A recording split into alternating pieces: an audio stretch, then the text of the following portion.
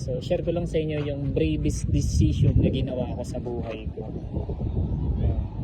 Mga apat tong bravest decision na ginawa ko sa buhay ko. Una is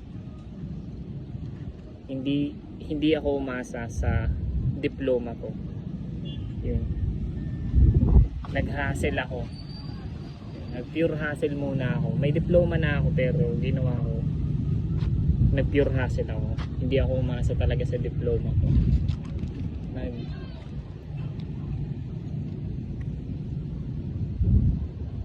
Nagtirang labas ako.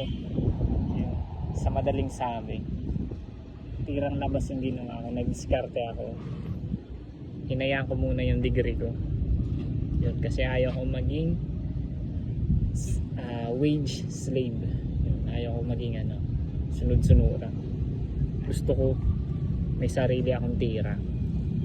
Pangalawa, yun, sinubukan kong magbenta.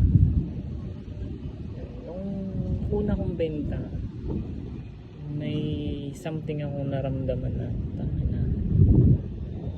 sana lagi na lang ganito yung palagi may benta. Basta may something sa pagbebenta.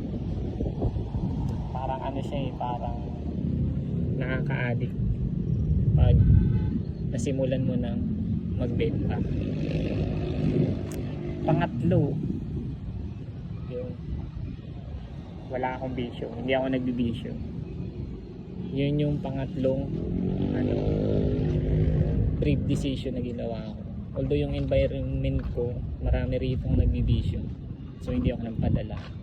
Pangapat, pinasok ko yung content creation. Medyo nakakakaba siya kasi syempre hindi ko alam kung anong sasabihin ng mga tao.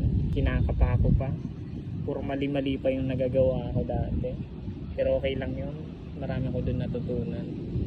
At saka sa content creation ko na naayos yung pananalita, though hindi pa naman talaga malupit yung communication skill ko, pero somehow na improvement na. At saka sa content creation ko na ma-market yung hustle ko at yung mga diskarte ko, yun, and somehow mamomonetize rin ako. Yun yung mga bravest decision na nagawa ko. Yung apat lang na yun.